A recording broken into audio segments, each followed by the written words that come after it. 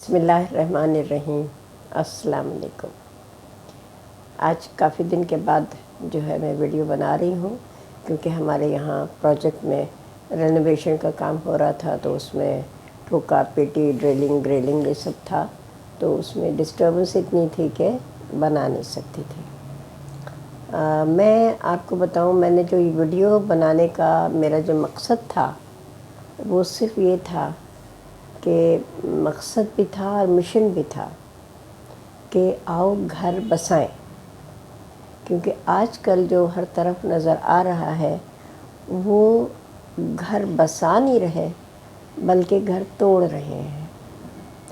और हमने सब ने ये देखा है कि जो हमारे सेलिब्रिटीज़ हैं और टीवी में जो काम करते हैं, ड्रामों में जो काम करते हैं, फिल्मों में जो काम करते हैं, यानी सोशल उसमें जो भी है, उनके घर जितनी जल्दी बनते हैं उतनी जल्दी टूट भी जाते हैं।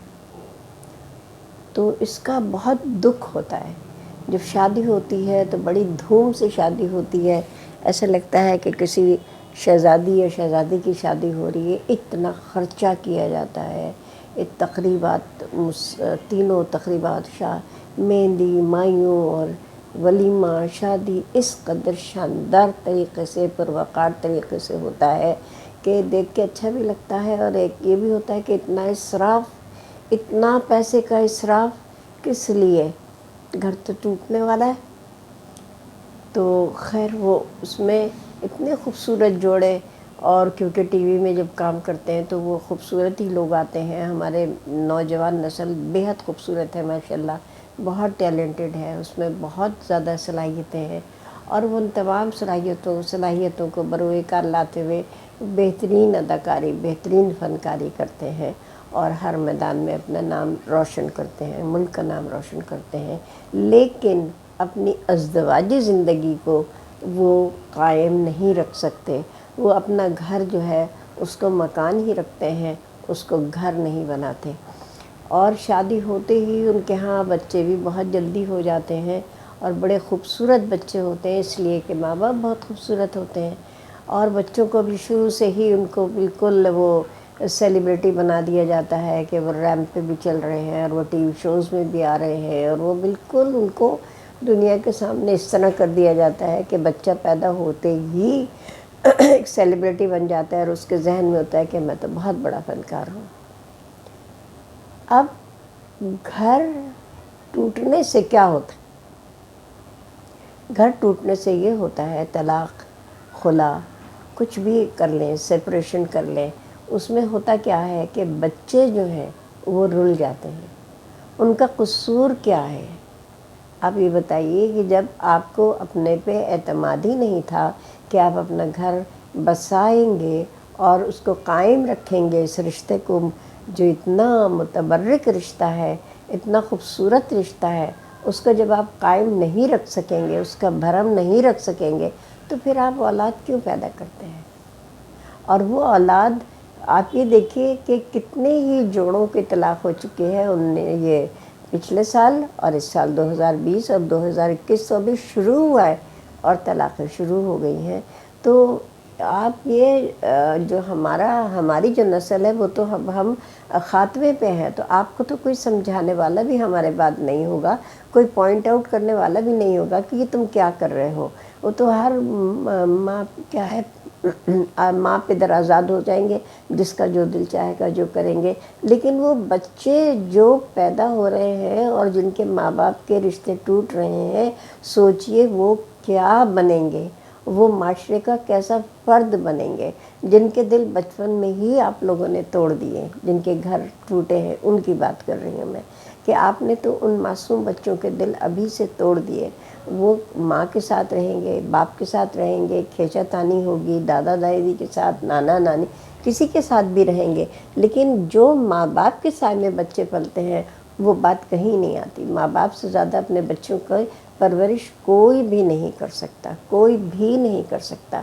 तो हमारा ये माशरा, हमारी ये नस्ल किस तरफ जा रही है, कहाँ जा रही है, बेहद दुख है, मुझे बहुत तकलीफ़ है।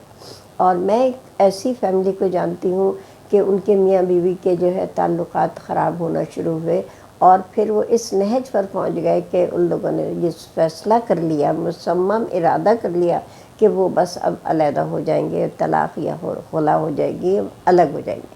ان کا ایک ہی بچہ تھا، وہ روز روز ماں باپ کی کل جھک جھک دیکھتا تھا، جھگڑے دیکھتا تھا، اسے بہت ہی دکھ ہوتا تھا، بہت ڈسٹرب ہوتا تھا، کنفیوز ہوتا تھا، ڈپریشن میں چلا گیا۔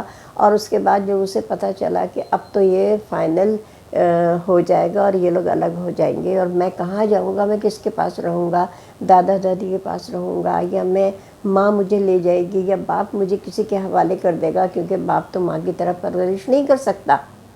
تو اس بچے کو ایک ہی خیال آیا، اس نے اپنے ماں باپ سے کہا کہ اگر آپ لوگوں نے علیحدگی اختیار کی تو میں چھت سے کود کے مر جاؤں گا، کیونکہ میں آپ دونوں کے بغیر نہیں رہ سکتا۔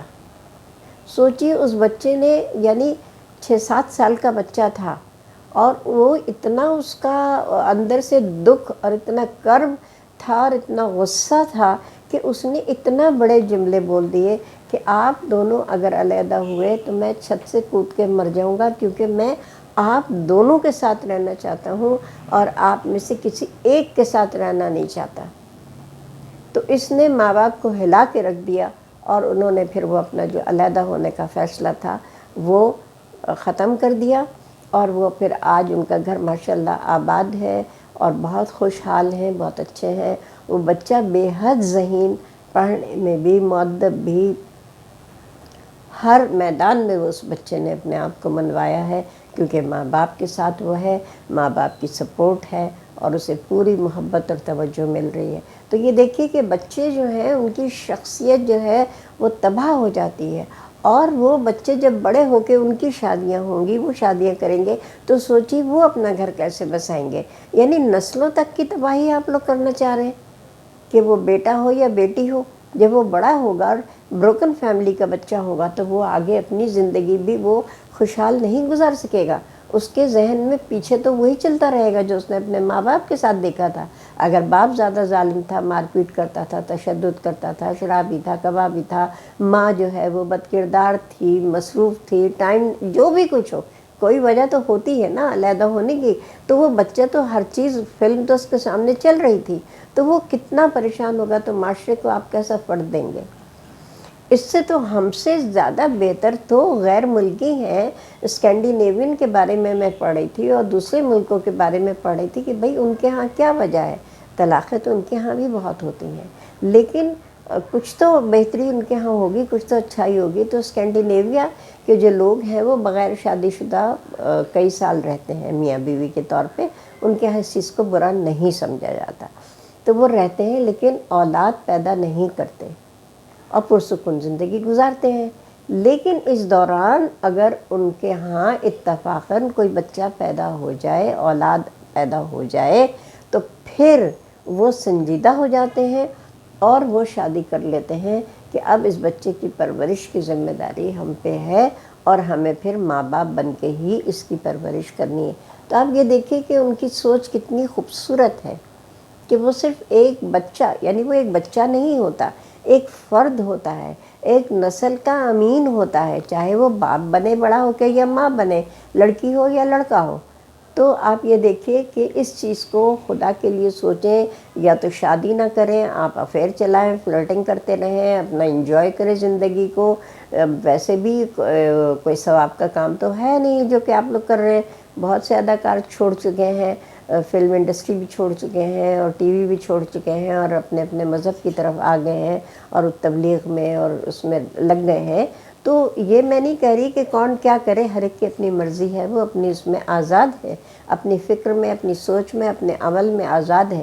لیکن آپ اگر خیال ہے آپ کو، تو صرف آپ اپنے اولاد کا خیال کریں کہ ان کو ایک اچھا گھریلو ماحول دیں، پیار محبت دیں، شفقت دیں، تربیت کریں ان کی، اپنے عمل سے ان کو سکھائیں، زبان سے نہیں کہ جھوٹ مت بولو اور خود جھوٹ بولیں۔ تو اس جو آپ عمل کریں گے اس کا اثر بچے پہ ہوگا، الفاظ کا اثر نہیں ہوتا، الفاظ کھو جاتے ہیں، عمل رہتا ہے۔ تو اس لیے اپنے اولاد کا خیال کریے، اپنے گھروں کو بسائیے۔ میرا مشن یہی ہے کہ آؤ گھر بسائیں۔ تو میں آپ سب کے لیے دعا گو ہوں، اللہ پاک آپ کو سب کو بہت خوش رکھے، آباد رکھے، شاد رکھے، اپنے گھروں میں رہے۔ مکان مت بنائیے، مکان اینٹوں سے بنتا ہے اور گھر دلوں سے بنتا ہے، تو گھر بنائیے، مکان نہیں۔ اس کے ساتھ ہی آج کی ملاقات بس اتنی، پھر انشاءاللہ کسی اچھی اور موضوع کے ساتھ آپ سے مخاطب ہوں گی۔ جب تک کے لیے اللہ حافظ۔